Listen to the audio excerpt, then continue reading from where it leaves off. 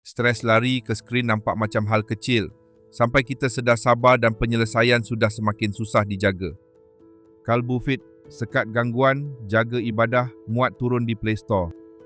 Mula-mula nampak macam rehat sekejap, tapi apabila stres lari ke skrin menang terlalu kerap, sabar dan penyelesaian mula terasa dalam hidup harian. Masalahnya bukan teknologi semata-mata. Masalahnya bila stres lari ke skrin masuk ke tempat yang patut dijaga. Ibadah, rehat, keluarga, kerja dan hati. Bahagian kajian ini jangan dibaca sebagai menakut-nakutkan orang. PubMed Integrated Analysis menyebut penggunaan telefon pintar bermasalah dikaitkan dengan kemurungan, keresahan, stres dan tidur yang lebih buruk. PubMed dan Magen Master Consumerism popular memberi konteks tambahan. Penggunaan telefon pintar bermasalah dikaitkan dengan kemurungan, keresahan, stres dan tidur yang lebih buruk. Jadi untuk isu stres lari ke skrin, mesejnya bukan menyalahkan diri tetapi mengenal pola yang selalu muncul bersama stres, emosi tidak stabil dan tidur yang lemah. Kesan esoknya mungkin nampak kecil, tapi ia berkumpul. Sabar dan penyelesaian jadi lebih susah dijaga dan hidup terasa reaktif.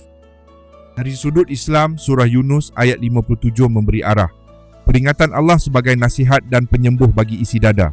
Dalam isu stres lari ke skrin, perhatian juga amanah. Untuk berubah, jangan mula dengan niat besar sahaja. Mula dengan satu pagar kecil yang jelas. Tarik nafas, tulis masalah, ambil satu langkah.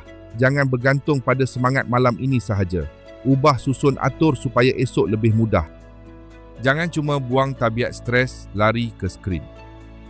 Surah At-Taghabun ayat 11 mengingatkan Allah membimbing hati orang yang beriman kepadanya. Gantikan ruang itu dengan zikir pendek.